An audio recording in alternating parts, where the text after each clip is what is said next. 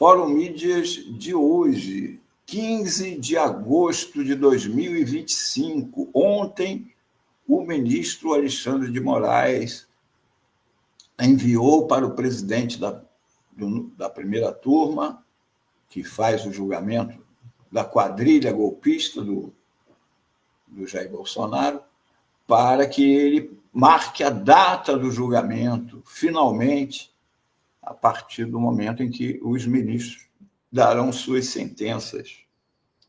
Mas eu quero lembrar que nesta quadrilha aí está faltando um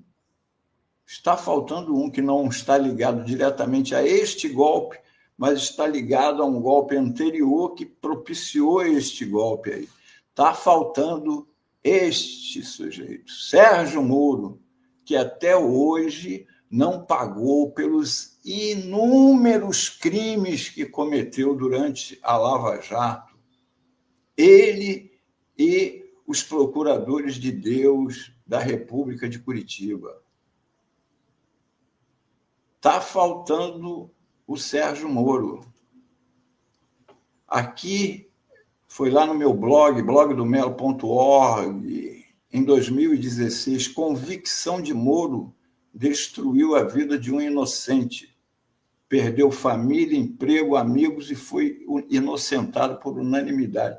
Para você ver que as arbitrariedades do Moro já vinham de antes dele prender o Lula. Aqui a Folha de São Paulo diz, era eu aqui falando e depois a Folha, a arrogância do juiz Moro e seus procuradores fanatizados tem uma vítima com nome e sem emprego e família. O ex-executivo da empreiteira OAS, Matheus Coutinho de Sá, de 36 anos. O justiceiro e sua tropa, que inclui um policial federal condenado, era aquele japonês da federal, né, que era um policial criminoso, que faz prisões, e um doleiro delator reincidente, que é o Alberto Youssef. Condenou Matheus Coutinho de Sá por, supostamente, o advérbio da moda, ter ajudado na distribuição de propina da Petrobras pela OAS. Diz a matéria da Folha, condenado por Moro por corrupção, lavagem de dinheiro e pertencer a uma organização criminosa, Coutinho foi absolvido na última quarta-feira por unanimidade pelos desembargadores da 8ª turma do Tribunal da 4ª Região. Os juízes do órgão da segunda instância consideraram que não havia provas, provavelmente existiam convicções, mas não havia provas. Ao absolver Coutinho, os desembargadores aplicaram uma rara derrota em Moro.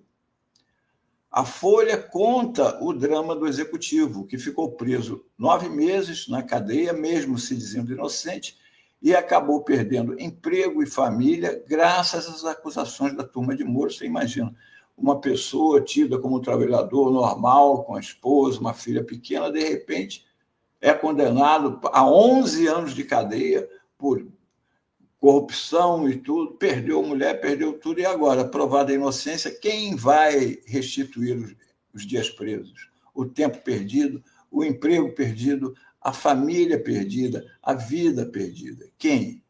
E esse daí é o juiz Sérgio Moro, hoje senador. Aqui, Alberto Youssef, o doleiro que o Moro pegou no escândalo do Banestado e foi tirando dele, a partir dali, informações em vários casos, como neste caso da Lava Jato. Aqui, Janene é apontado como mentor de esquema de corrupção na Petrobras. Olha, Youssef afirmou à investigação da Operação Lava Jato que só sobram 2 no PP. Olha o que Youssef falava. Ele era operador, este doleiro, ele era operador do José Janene.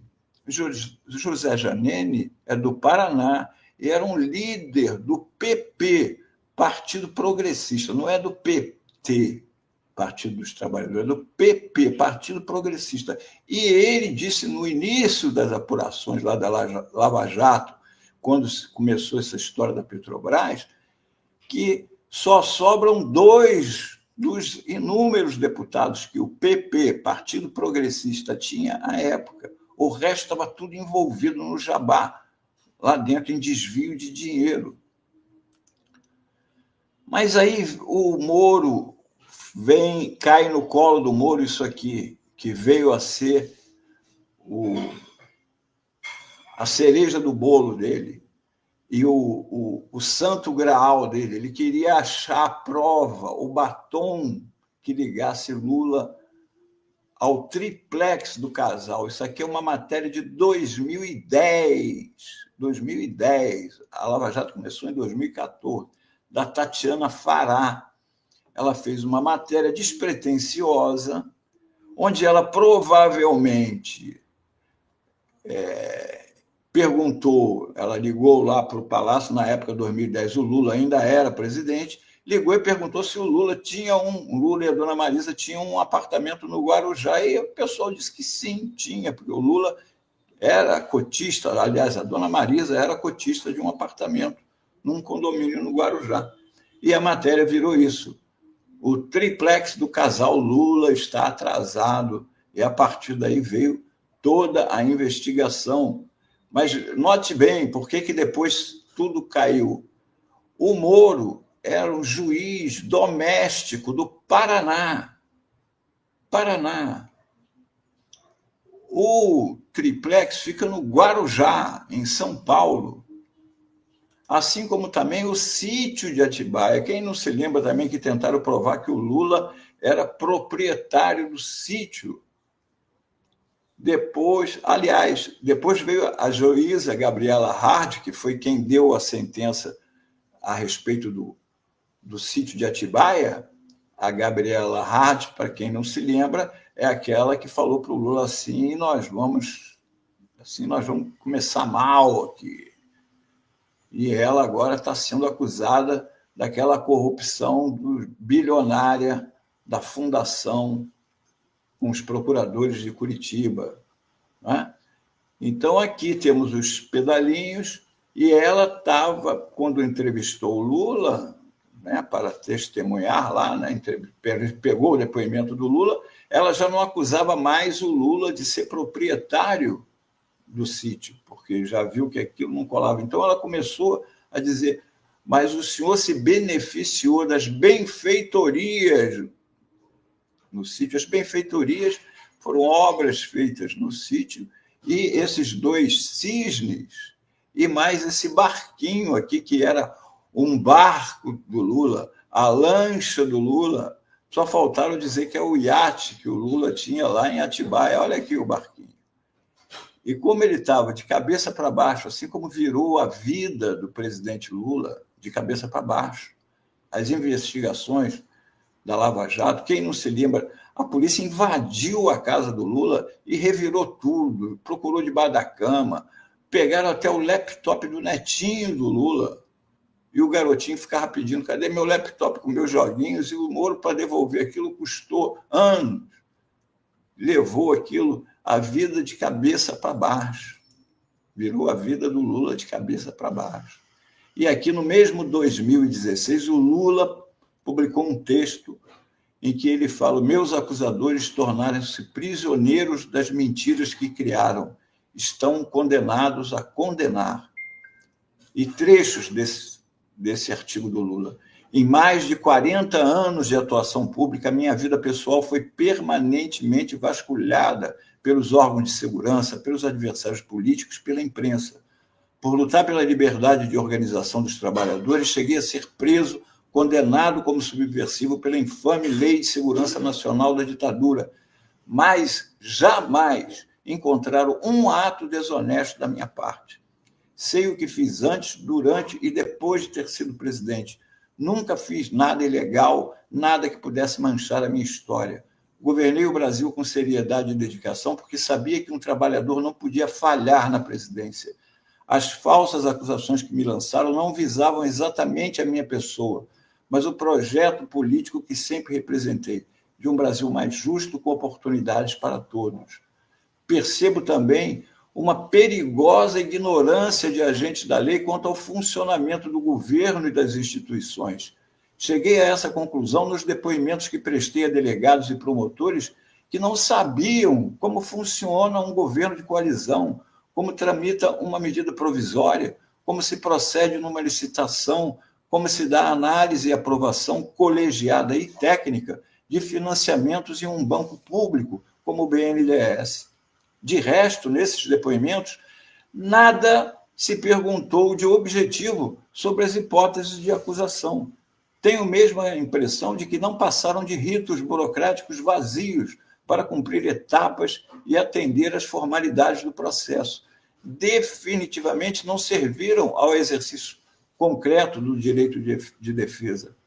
Passados 2 anos de operações, isso ele estava em 2016, sempre vazadas com estardalhaço, não conseguiram encontrar nada e nem encontraram adiante. Né? Até hoje, não encontraram nada.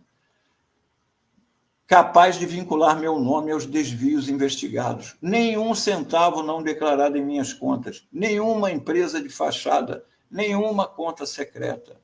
Há 20 anos moro no mesmo apartamento em São Bernardo.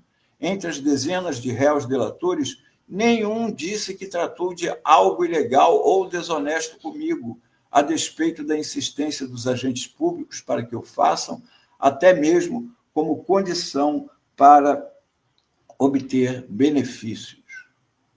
Tenho a consciência tranquila e o reconhecimento do povo. Confio que cedo ou tarde a justiça e a verdade prevalecerão, nem que seja nos livros da história. O que me preocupa, e a todos os democratas, são as contínuas violações do Estado de Direito. É a sombra do estado de exceção que vem se erguendo sobre o país.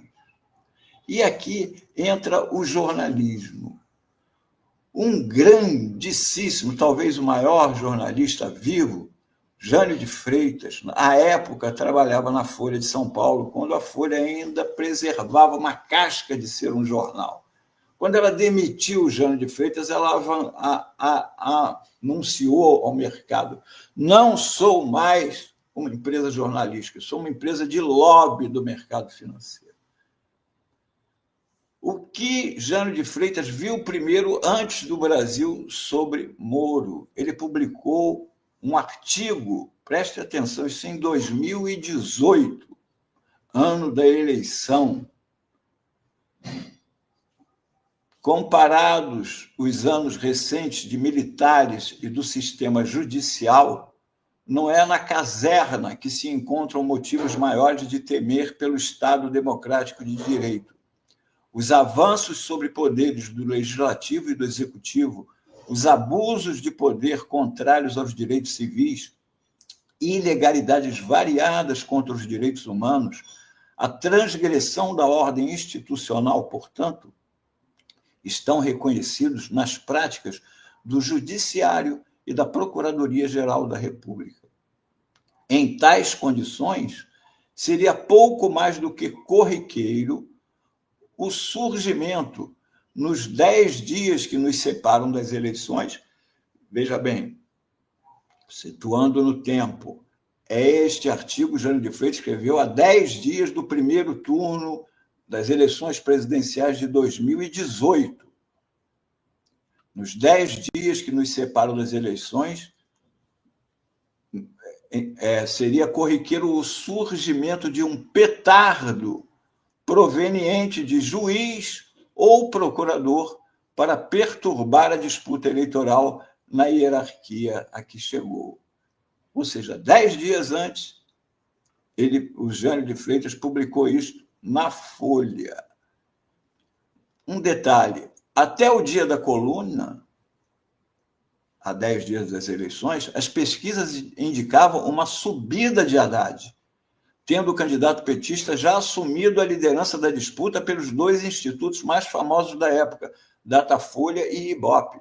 É preciso relembrar ainda que Haddad havia sido confirmado candidato apenas no dia 11 de setembro, ou seja, 15 dias apenas atrás, e ele já estava na frente do Bolsonaro.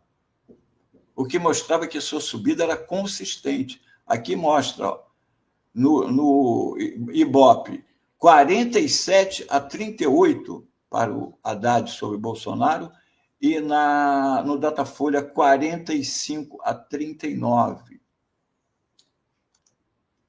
4 dias após a coluna de Jânio, na segunda-feira, dia 1º de outubro, na semana final da eleição, realizada dia 7, o ex-juiz, hoje senador Sérgio Moro, tornou pública a delação do ex-ministro Antônio Palocci, exatamente como antecipara Jânio de Freitas, com graves acusações contra Lula e o PT. O Jornal Nacional daquele mesmo dia primeiro repercutiu.